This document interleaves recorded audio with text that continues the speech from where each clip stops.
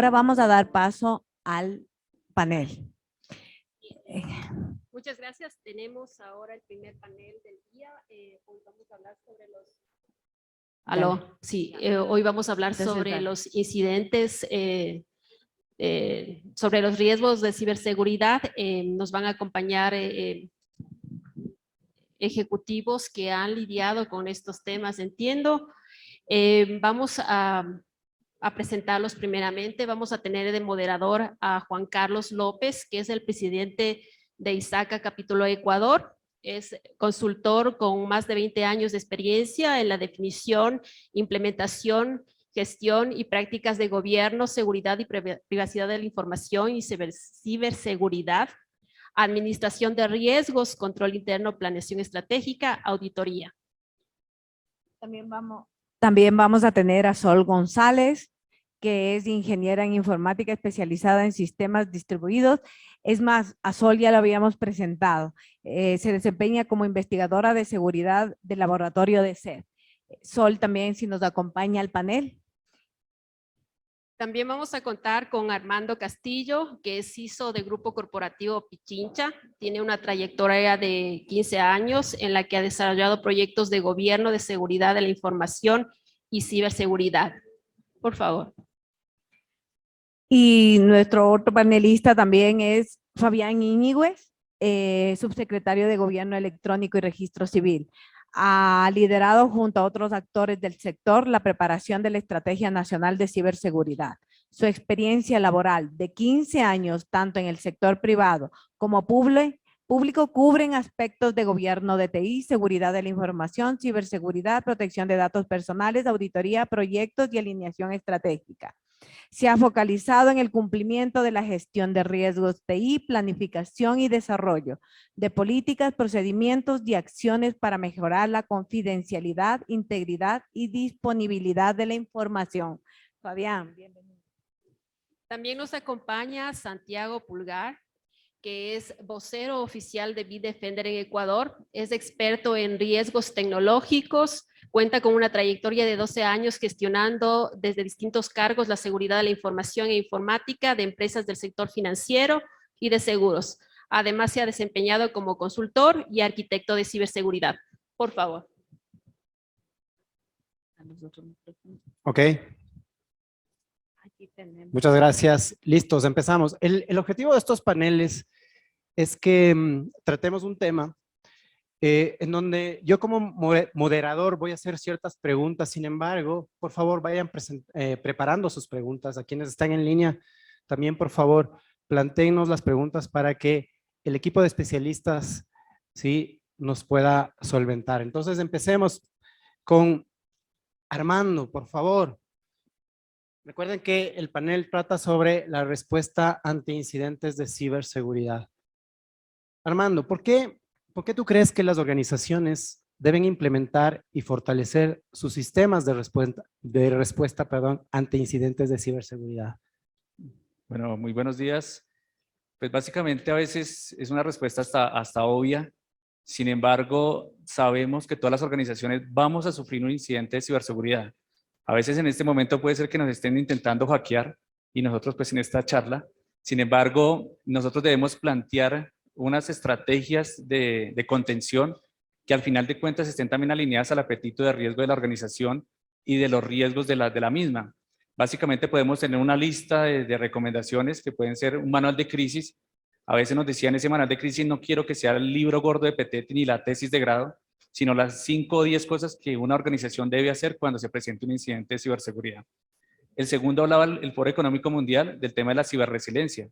Cómo yo tengo esa habilidad de volver los sistemas a su estado original, no solamente cuando me pase un evento, sino algún evento de riesgo operacional, algún evento tecnológico o de continuidad del negocio.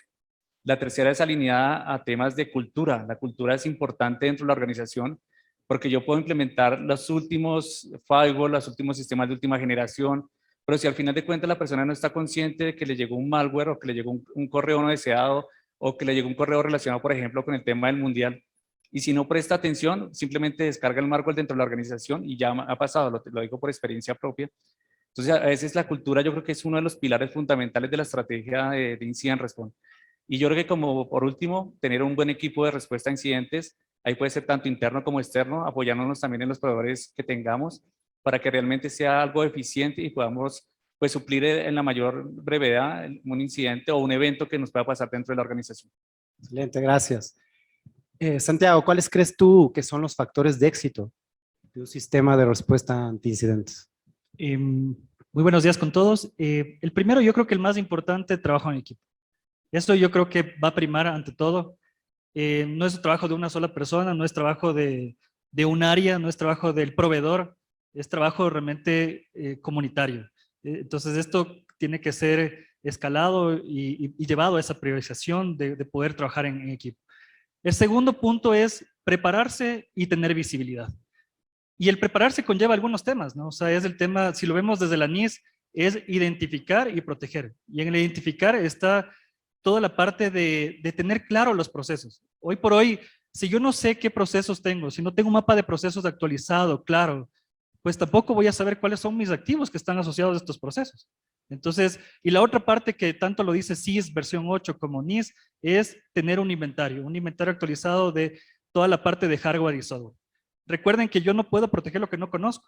Y ahí es donde fracasan las estrategias, cuando yo no tengo claro qué es lo que tengo, qué es lo que debo proteger y peor, qué es lo que debo monitorear. Entonces, y otra parte que se añade a esto es la cobertura. Yo puedo tener las mejores herramientas, las mejores soluciones, la mejor estrategia, pero si no estoy cubriendo el 100% y no tengo la visibilidad completa, pues también voy a tener por ahí brechas que van a atentar contra lo que tengo en gestión de incidentes. Otro punto importante es la parte de, pues, ya el triage, lo que es clasificar, priorizar y asignar. Entonces aquí juega un papel muy importante porque si yo no tengo el triage claro en la parte de respuesta a incidentes y no asigno adecuadamente, pues también voy a fracasar en los tiempos que tal vez me he planteado. Otro tema importante, la comunicación. La comunicación tiene que ser clara, oportuna, homogénea y autorizada. Esto es muy clave, o sea, todos tenemos que hablar lo mismo, tenemos que pasarnos oportunamente la información, escalarlo adecuadamente para que sea autorizado también y poder saber si es que tengo que, pues, dar información acerca de un incidente a un ente regulador o al interno, a mi usuario interno, a mi usuario externo, pues sepa cómo hacerlo y manejarlo. Y lo último viene a ser todo lo que conlleva lecciones aprendidas. Lecciones aprendidas. Hoy por hoy todos estamos gestionando incidentes, hemos tenido diferentes ataques a nivel país y las lecciones aprendidas lo que nos debe llevar es a poder pasar de la gestión. Si tengo deficiencias en la gestión, pasar a mejorar mi gobierno. Si cada vez que yo tengo incidentes, esto debe conllevar a que yo actualice mis políticas, mis procesos, mis procedimientos y esto debe llevar a una mejora. Y si esto está fracasando, entonces tengo que cambiar la estrategia, la misión y la visión. Excelente, Santiago, gracias. Sol, ¿hay escenarios específicos? ¿Tú crees que hay escenarios específicos que las organizaciones deben considerar y qué deberían hacer ante ellos? Bueno, un poco la charla que estuve brindando hace un momento trata sobre eso, ¿no? ¿Cuáles son los escenarios específicos que estamos viendo en LATAM? Efectivamente, todo inicia a través de un phishing, ¿no? Entonces, esta amenaza sigue emergente y es más, por ejemplo, en nuestro ESET Security Report que lanzamos todos los años, el phishing sigue siendo la amenaza que sigue estando. Entonces, esto habla de que necesitamos también capacitaciones, si bien podemos tener un excelente producto, el phishing sigue siendo la principal y por ahora el más redituable vector de ataque para los cibercriminales. Ahora bien, además de eso, que ya muchos de ustedes sabrán que es el phishing, también lo que se utiliza acá en cuanto a amenazas tiene que ver con lo que es PowerShell. Pero algo que tiene en común todo esto, ¿no? Todo este cibercrimen acá en Latinoamérica, efectivamente, es que se utilizan herramientas conocidas, herramientas que ya datan hace muchísimos años. Lo que sí podemos afirmar es que los grupos de acá, las amenazas efectivamente de Latinoamérica, no tienen el sustento para desarrollar sus propias herramientas, como puede ser estos RAT, ¿no? Que estuve mencionando que ya están en lo que es la red hace muchísimos años, pero sí tienen la capacidad y la creatividad de poder hacer mucha ofuscación a través de scripts de PowerShell, de CMD, que justamente hagan que se dificulte esa detección, y un poco ahí es muy bien lo que mencionaron mis colegas con respecto a tener visibilidad. Justamente estos son las amenazas más emergentes acá en Latinoamérica. Excelente, Sol, muchísimas gracias. Fabián, pasémonos un poquito a temas gubernamentales. En otros países del mundo, las organizaciones gubernamentales y no gubernamentales pueden apoyarse en entidades del gobierno, valga la redundancia, para dar respuesta a incidentes. ¿Qué estamos haciendo en el país? Tema candente, ¿no? Bueno, buenos días con todos, buenas tardes. Realmente para mí es un gusto estar aquí, ver amigos, ver conocidos, ver exalumnos. O sea, en este mundo, digo, de ciberseguridad es pequeño, y ver a los miembros de ISACA, que yo también soy miembro de ISACA, para mí realmente es un orgullo estar en el panel con excelentes personas, y sobre todo, ya sabes, Juan Carlos, de agradecerte este día de ISACA. Yo creo que todos esperábamos como miembros, y sobre todo sobresaltar en este panel. Respecto a la pregunta, para no irme por otros lados, el tema, mira, realmente voy a ir en orden para que se vea un poco a veces el gobierno. Yo sé decir la parte política, yo no soy político, pero la parte política hay que saberla orientar. Si uno no tiene un faro, no tiene una luz a dónde ir, estás perdido, no solo en ciberseguridad, en cualquier tema. Entonces, una de las primeras cosas que se hizo acá es cómo se mide un país en ciberseguridad. ¿Quién me dice? Hay dos medidas. ¿Por ahí alguien? ¿Un país cómo se mide ciberseguridad? Ya, por ataques puede ser. Hay dos niveles que ya miden mundialmente. Uno es el índice global de ciberseguridad. Ya, no vamos a saber si es bueno o malo, solamente vamos a darlo. Y el otro es el CMM a nivel de madurez de la Universidad de Oxford. Entonces uno tiene esos niveles y con eso partimos para poder orientarnos y cómo mejorar un país. No es una institución, un país en ciberseguridad. Entonces, con esos planteamientos, primero que nada, cuando llegué, me acuerdo que el índice global de ciberseguridad está en 26.3. Y la señora ministra me dijo, ¿cuánto vamos a subir? Entonces los chicos mandaron el análisis, se demoraron una semana, y me dijeron, Fabián, vamos a subir a 35 puntos. Yo, está bien.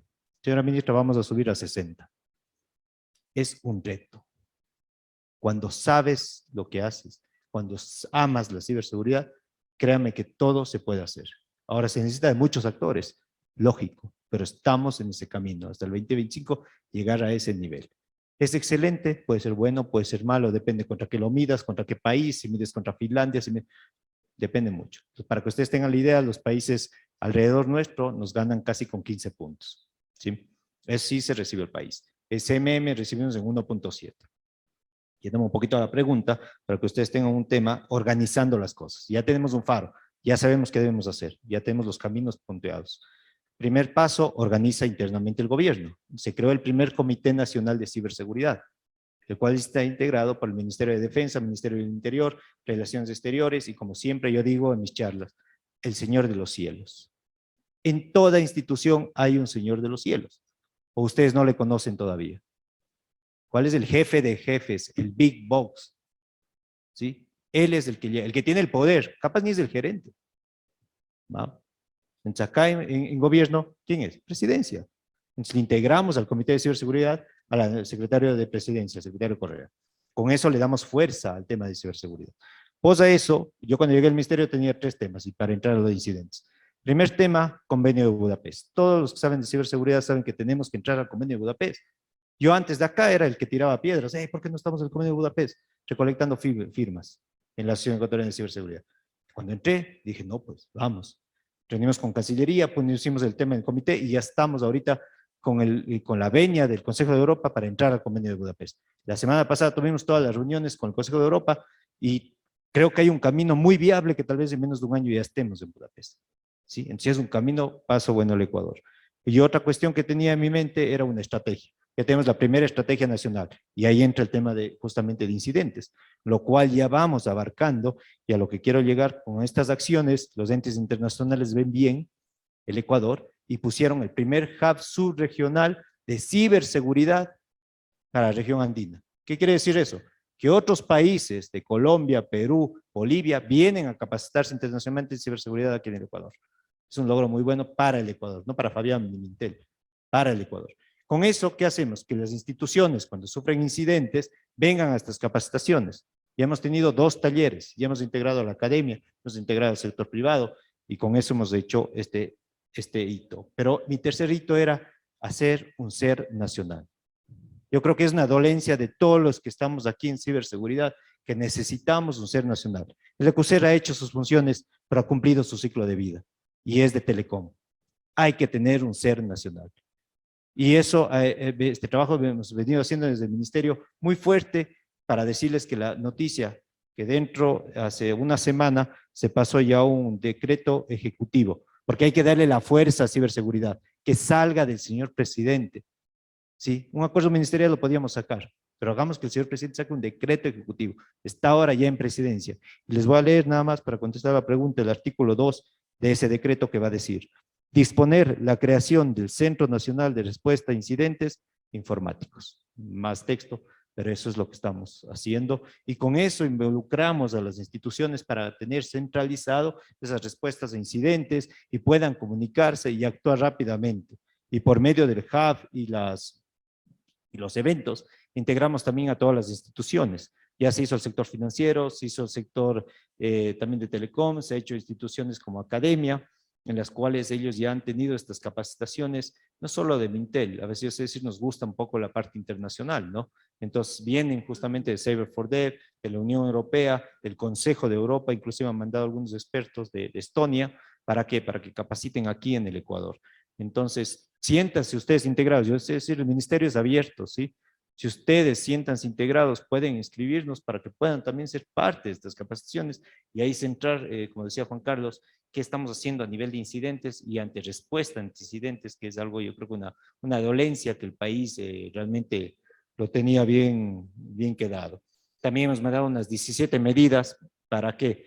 Yo sé decir, hay cosas mínimas, básicas. Hablaba tanto aquí Sol del ransomware, pero yo creo que la medida más fuerte, hablaban tanto también Ramiro y otras personas, hablamos del phishing, spear phishing, BSM, pero como bien dicen, la cadena no es cierto, es del ser humano, ¿no? Entonces hay que concienciar al ser humano. Por eso nosotros hemos establecido 17 medidas mínimas que hemos mandado también a organizaciones académicas, hemos mandado funciones del Estado, función privada, con cosas mínimas que parecerían, ustedes me van a decir, Fabián, pero no tienes respaldos, es tan simple que no tengas respaldos, pero ese escalamiento de respaldos no lo tenía. Ok, muchísimas gracias, Fabián. Buenas noticias entonces para el país, ¿no? Hablando un poco, ahí hablábamos de la integración de las organizaciones, de las empresas con el gobierno. Hablemos un poco y regresemos hacia las organizaciones internamente. Armando, por favor. ¿Con qué otros sistemas, departamentos, procesos tú crees que debe trabajar en conjunto o integrarse el sistema de respuesta a incidentes? Bueno, básicamente lo que también decía Fabián, dentro de mi experiencia, pues siempre las entidades del gobierno, las entidades siempre tienen que trabajar con el gobierno, o sea, siempre tenemos que trabajar de la mano. Por ejemplo, cuando estábamos en Colombia, normalmente la Asociación de Bancos en Colombia lideraba este proceso gigante, porque eran más o menos unos 32 bancos de primer nivel, que lo que hacía era que al final de cuentas todos estuviéramos montados en un CECIR financiero. Ese CECIR financiero era para compartir información. Aquí a veces nos toca romper un poquito también los egos, porque a veces yo quiero que normalmente mi organización sea la primera, que nunca tenga un incidente, nunca tenga un riesgo asociado, pero a veces los delincuentes también trabajan en conjunto. Entonces, si nosotros como gremios no nos unimos, no trabajamos, no compartimos, no hablamos, mira que me pasó este incidente, esta es la mejor práctica para poderlo solucionar. Entonces, a veces el delincuente se aprovecha de eso, como dice, divide y vencerás. Entonces, aquí lo que internamente, pues tú trabajas con áreas legales, áreas de tecnología, áreas de riesgo operacional, como decía Fabián, con el Big Boss, con la junta, con el directorio, con los stakeholders, con las partes interesadas que al final de cuentas todos te van a ayudar a mirar cómo resuelves un incidente, sea del tamaño del impacto que realmente suceda. Entonces, al final de cuentas, todos tenemos que trabajar de manera mancomunada para realmente fortalecer nuestro gremio, fortalecer nuestras capacidades y realmente generar un equipo de respuesta a incidentes, que es lo que realmente necesitamos para poder contrarrestar las amenazas, porque las amenazas siempre van a estar ahí. Por ejemplo, el tema de phishing y ransomware no es que sea un tema nuevo, sino al final de cuentas es un tema que también ha ido evolucionando y los delincuentes lo han ido evolucionando, metiéndole ya temas digitales, temas de criptomonedas y otros temas asociados.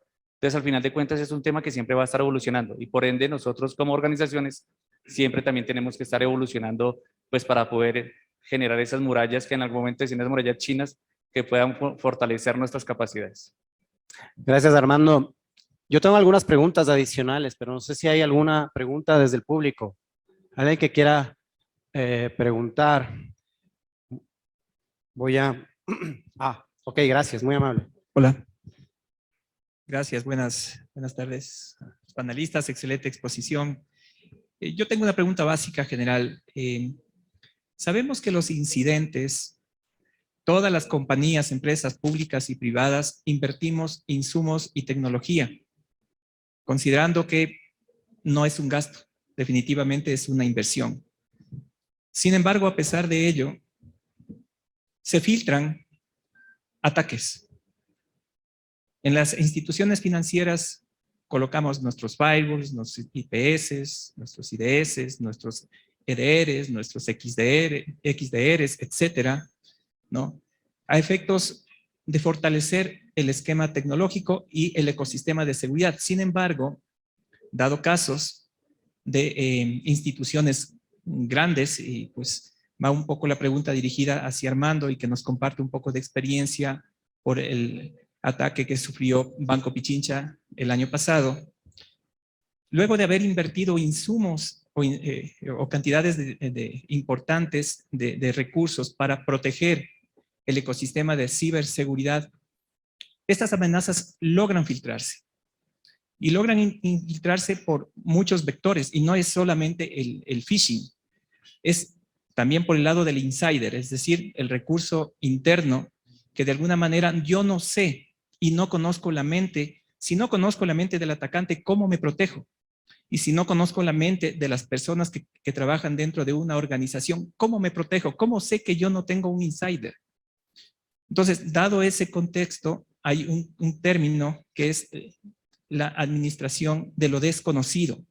Es decir, yo protejo lo conocido, pero no hay que olvidarse de lo desconocido. Entonces, en ese sentido, Armando, si nos puedes compartir tu experiencia, ¿cómo identificar lo desconocido, que es por donde yo puedo lograr obtener un ataque? Porque finalmente invierto, indico tanto, pero me llega un ataque y claro, Presidencia dice, oye, te he dado todos los recursos, sin embargo, vino un atacante, discúlpeme, lo que pasa es que esa partecita no la vimos, o esa partecita no estuvo en el presupuesto y me descuidé. Entonces, en ese sentido, Armando, la pregunta. Gracias, Mar.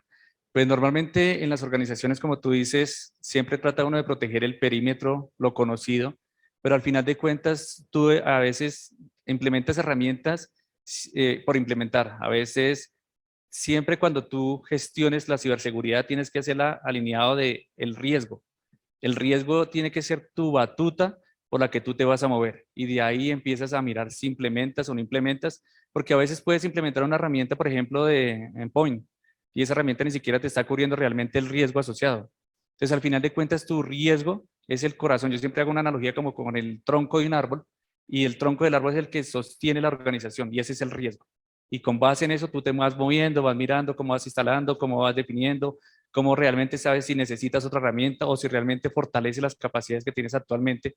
Entonces, en la organización de nosotros, que al final es un grupo gigante, pues nosotros nos estamos moviendo en función del riesgo, y al final de cuentas, sobre ese es que definimos qué vamos a hacer.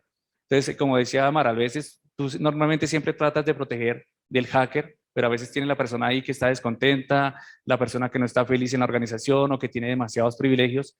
Al final de cuentas, tú tienes que hacer ese análisis de riesgo para saber cuáles son tus personas críticas, cuál es tu personal crítico, cuáles son tus terceros críticos, que son brazos extendidos de la organización, y al final de cuentas tú saber cómo moverte, qué implementar, cómo lo vas a monitorear, qué cláusulas colocar, qué políticas, qué inventario. O sea, al final de cuentas es todo un conjunto que no puedes simplemente colocar herramientas por colocar, sino que tienes que hacer es un análisis exhaustivo de riesgo y sobre ese te vas moviendo. Gracias, Armando. Por favor, las preguntas súper breves para que puedan todos preguntar. Muchas gracias, Juan Carlos. Buenos días a todo el panel, buenos días a todos los presentes. Los ataques que se han producido aquí a nivel nacional, tanto en empresas privadas como en empresas públicas, a nivel general, los que trabajamos en áreas de TI o pertenecemos a un gremio como ISACA, conocemos, pero estas no se transparentan. Esta pregunta va enfocada a Armando y a Fabián, tanto en el sector privado como en el sector público. ¿Cuál creen ustedes que es la razón la cual, en lugar de socializarla, como que tratan de ocultar y que no se sepa que fue atacado? Repito, tanto en el sector público como en el sector privado. Gracias. Bueno, la pregunta realmente es muy buena porque es verdad, hay que darse un baño de verdad, totalmente cuando hay incidentes de ciberseguridad. Comparto contigo. En ese contexto, mira, yo sé decir, como decía Steve Jobs, ¿no? Los puntos se van alineando. Mira, tanto así que cómo se van alineando, que tenemos una primera estrategia nacional de ciberseguridad. Vamos a tener, la Asamblea está muy, diría, llamativo en el tema de ciberseguridad, que están ya con unas propuestas de asambleístas, que eso es primero la voluntad política, y yo he estado atrás también de algunos temas para que salga ya la ley de ciberseguridad. Con eso se puede, que justo hablábamos de ese tema de transparencia, de incidentes, se puede también, bueno, es más, está dentro ya de este nuevo proyecto de ley, el cual va a salir. Y el otro punto que se va alineando, si quieres, Fiscalía General del Estado, qué importante, ¿sí? Que los señores fiscales sepan la ciberseguridad. Entonces ya hay la primera unidad de ciberseguridad, de ciberdelitos, ¿sí? Entonces ya está esa unidad de Fiscalía y eso ya le da un empoderamiento, así como los jueces también. Porque si, como bien dices tú, si no se le da esa transparencia, si no se le da esa información a la ciudadanía, es como que pasó el incidente y se quedó ahí. Y nadie sabe realmente qué pasó. Y a la final, realmente, cómo tú te proteges, y yendo a un equipo de gestión de incidentes, si no sabes y te quedas con la duda y comienzas a simular de que pasó esto, pasó el otro. ¿Sí? Y el tercer o cuarto punto, yo creo que a todo funcionario público lo que más miedo le da es la Contraloría General del Estado, ¿no? Entonces, justamente estamos hablando con Contraloría porque ya va a existir, aparte de la 410, va a existir un tema también específico de ciberseguridad. Entonces, con esto, si ustedes ven, por eso decía como que los planetas, yo qué sé, los puntos se van alineando, no sé, pero ustedes ven, ley, estrategia, fiscalía, jueces, y eso es un trabajo conjunto, créanme que desde abajo vamos golpeando para que se den las cosas. Entonces, con esta ley, con estos temas de fiscales, de jueces específicos que sepan del tema, se puede ir transparentando el tema de gestión de incidentes, ¿sí? Porque, por ejemplo, ¿qué es lo que nosotros, y justo hacíamos con Cyber4Dev, que es CyberNet, perdón, del Hub, le trajimos al especialista de Costa Rica, para que dé aquí la charla de la semana pasada y también puedes conversar qué pasó en Costa Rica, porque es una preocupación muy fuerte del ransomware. Pero ¿qué pasó de verdad? Todos sabemos que fue un ransomware. Entonces, ¿cuál fue el vector por el cual se dio el ransomware? Y ahí venía justo lo que decía acá el compañero, ¿no? La parte de insider, tienen una sospecha porque todavía no termina la investigación. La otra parte que puede haber sido el phishing, ¿sí? Y la otra parte que hablábamos de un ataque que ya había estado desde hace tiempos y no había control. Entonces, con esa transparencia, imagínate, si ya nos dicen, el Ecuador también puede comenzar a prevenir, y es lo que nosotros hemos hecho, ¿no? Aquí no es un foro para conversarlo, pero se han mandado medidas de prevención y todos estos temas. Ok. Entonces, sector público, por ahí podemos nosotros transparentar. Listo. Una pregunta más tenemos por ahí, por favor. Hola, hola. Muy buenas tardes ya con todos, mucho gusto. Igualmente un saludo afectuoso a todos los amigos y colegas. No se te escucha muy bien. Hola, hola. Yeah, too much. Mucho gusto nuevamente con todos, ¿no? Los amigos y colegas, Jorge Guerrón. Tenía dos dudas acá principalmente, y en la primera parte coincido con lo que decía Armando, previo al tema del manejo de la respuesta a incidentes y como tal al proceso de coordinación, es necesario conocerla a la empresa, porque conocer las necesidades del negocio te alinea a que sepas cómo vas a ir levantando. Entonces, en ese primer proceso, ¿cómo adaptan esta primera parte para poder entender las necesidades del negocio y que se vaya generando la respuesta? Y la segunda pregunta va dirigida para Fabián. Fabián, en ese aspecto, me parece bueno lo que tú justamente nos expresas acá, ¿no? A nivel público, que es necesario que los señores de los cielos, como se los nombra, ¿no? Tengan claro qué es lo que se puede y no se puede hacer. Entonces allí, ¿cómo justamente se va dando la apertura para que las demás instituciones del Estado, aparte del Ministerio de Telecomunicaciones se vayan involucrando en estos ámbitos, porque no es únicamente el Ministerio de Telecomunicaciones el que debe hacer estas cosas, ¿no? Hay más instituciones del Estado que se ven involucradas. ¿Cómo se va también trabajando eso para que, de cierta forma, lo que bien está haciendo el Ministerio de Telecomunicaciones luego vaya pasando a las demás instituciones? Muchas gracias. ¿Quién me responde la primera? Dale. Rápidamente, la primera, siempre los objetivos de ciberseguridad tienen que estar alineados a los objetivos estratégicos de la organización. Ya dentro de los 5 o 6 objetivos que tiene un grupo, que tiene un holding o que tiene una empresa, está el tema de ciberseguridad como un elemento clave dentro del desarrollo de la gestión de la organización. Al final de cuentas, también el área de ciberseguridad se tiene que volver un apalancador de los negocios. Entonces, no como esa área de stopper, como que siempre niega, como que siempre está colocando el pero, sino realmente se tiene que volver un habilitador del negocio. Entonces, básicamente es alinear los objetivos de la organización versus el gran CEO o la junta o el directorio para que realmente todo fluya dentro de la compañía. Listo. Dale, Fabián, lo más corto posible tranquilo. porque tenemos que... Tranquilo. A ver, el tema realmente, lo que conversábamos, siempre tiene que estar alineado a la estrategia. Si ustedes ven, bien dice Jorge, o sea, tiene que venir directo y vertical a las cuestiones. Por eso se conformó el Comité Nacional de Ciberseguridad. No es solo el MINTEL el que hace este tema, como les comentaba, el comité donde está la fuerza del Ministerio de Interior, donde está la fuerza de todo lo que es eso de ciberdelitos, donde está el otro pilar de ciberdefensa, qué importante, cuando ya viene el tema de Estado y viene un COCIBER, el Comando de Ciberdefensa, a reaccionar todos estos temas de incidentes.